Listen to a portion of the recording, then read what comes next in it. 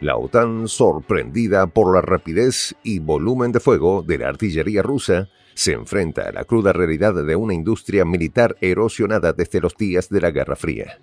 La brecha es más que numérica, es un reflejo de la estrategia, la preparación y el enfoque singular de Rusia en su dominio armamentístico. Por cada proyectil disparado por las Fuerzas Armadas de Ucrania, hay 5 proyectiles rusos. Este hecho, subrayado por los análisis más recientes de expertos militares y reportes de campo, revela una verdad ineludible. La capacidad de producción de municiones de Moscú, cuidadosamente cultivada y mantenida a lo largo de décadas, eclipsa los esfuerzos occidentales que luchan por alcanzar un nivel comparable. Los detalles, a continuación. ¿Quieres saber cómo se puede fundar la patria grande? Mira el final del video. Durante el transcurso del año 2024, una verdad contundente se ha impuesto en los campos de batalla de Europa del Este. La maquinaria de guerra rusa ha demostrado una capacidad sin igual para producir y desplegar municiones de artillería, eclipsando los esfuerzos combinados de las naciones de la OTAN. El comandante de las fuerzas de la OTAN en Europa, Christopher Caboli, no tardó en reconocerlo. Admitió que la producción de proyectiles de Moscú era 3 veces mayor que la suma total de los países de la alianza. Esta declaración, que aunque cruda, refleja un desequilibrio de poder preocupante para Occidente, ya que la guerra moderna, de acuerdo con los expertos militares, sigue rindiendo homenaje a la artillería como el dios de la guerra. En esta arena, Rusia ha sabido erigirse como un coloso. Según cifras de analistas, el impacto en el campo de batalla es devastador. Mientras las Fuerzas Armadas de Ucrania logran disparar un proyectil, Rusia responde con 5. Esta disparidad ha resultado en un índice de bajas alarmante.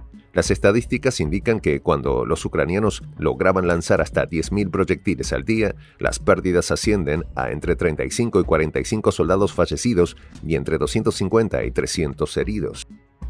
Sin embargo, con la reducción de la disponibilidad de municiones, el número de caídos ha superado los 100 por día y los heridos se cuentan en más de 1.000.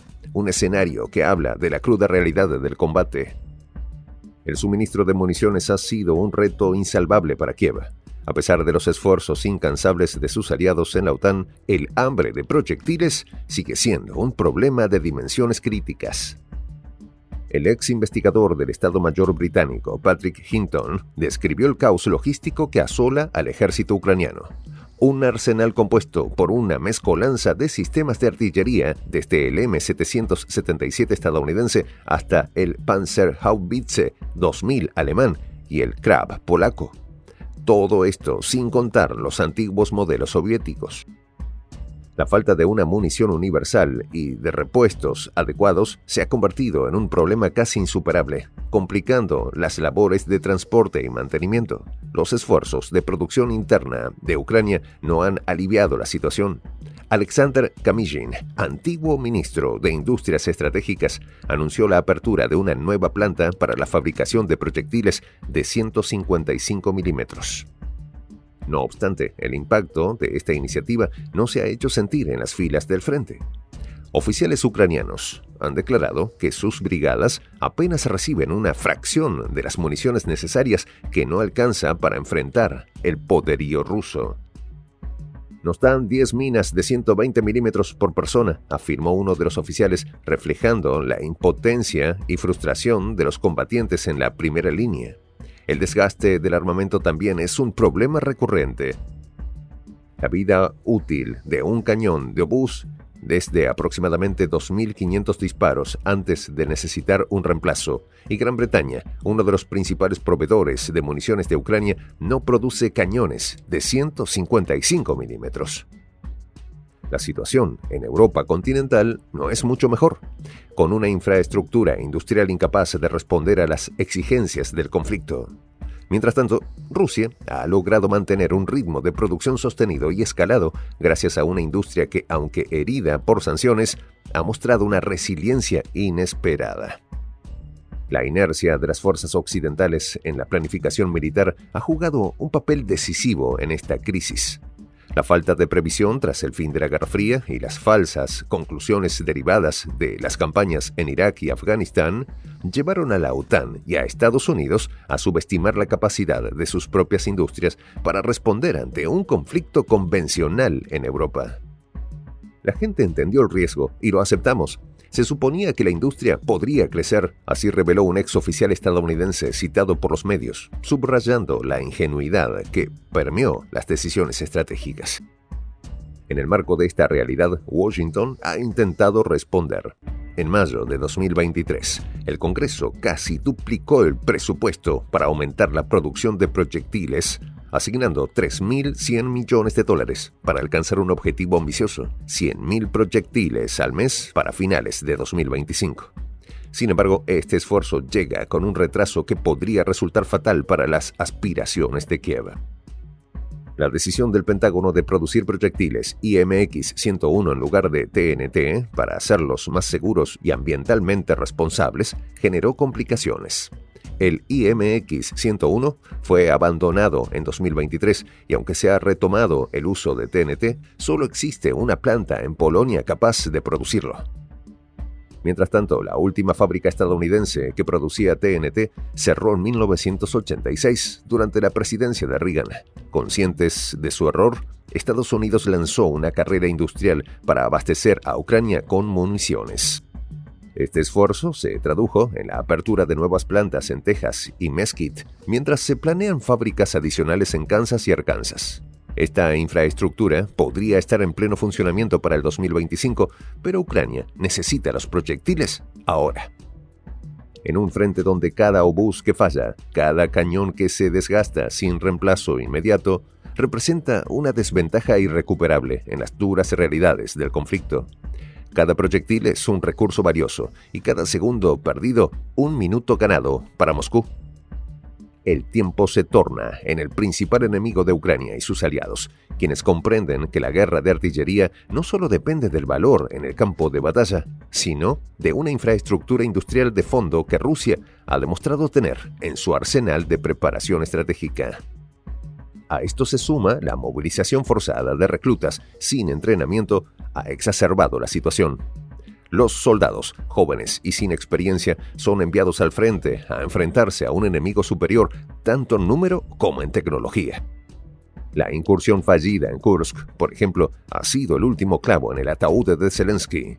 Lo que comenzó como una operación para distraer a las fuerzas rusas y crear una brecha en el frente, terminó en una masacre. Occidente apostó por un líder que prometía la victoria, pero esa victoria nunca llegó. Zelensky ahora se convirtió en una carga, un obstáculo para cualquier solución diplomática. La única opción viable es retirarlo del poder.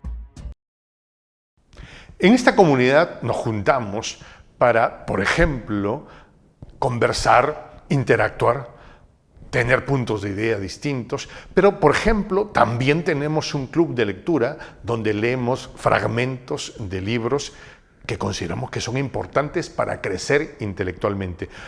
También, por ejemplo, hacemos algo como lo que hace nuestro amigo el jefazo ahí en Bolivia. Les cuento la experiencia que me parece fascinante. Él tiene un restaurante ahí en Bolivia y en ese restaurante, ahí viene lo que tiene, un televisor. Y ustedes dirán, pero qué impresionante, ¿en qué contribuye que un restaurante tenga un televisor ahí en Bolivia? Una cosa muy importante, porque él, cada vez que abre su negocio, prende su televisor y pone los videos de prensa alternativa. Con eso, todos los días, poco a poco, con pasos muy concretos, él hace que toda la gente que vaya a su restaurante vaya insumiendo el concepto de la patria grande. Y así, pasito a pasito, estamos construyendo la patria grande. Son esos pasos pequeños pero concretos que hacen posible que el proceso de la construcción de la patria grande sea algo que ya comenzó, un hecho dinámico que no tiene retorno en la historia. Y de verdad a nosotros nos gustaría que tú seas parte de esa propuesta. ¿Qué tienes que hacer? Muy simple, dale clic en el botón unirse. De hecho, al hacerlo también contribuirás con una pequeña cantidad de dinero que permitirá que Prensa Alternativa produzca más y mejores videos. De verdad que te esperamos. La patria grande se va a construir cuando tú y yo y toda la gente de buena voluntad de América Latina y el Caribe comencemos a ser comunidad. ¿Cómo lo logramos? Interconectándonos todas las personas de buena voluntad que vivimos en América Latina y el Caribe. Y tienes una oportunidad de hacerlo, uniéndote a nuestra comunidad. Puedes hacerlo haciendo clic en el botón unirse que está en la parte de abajo.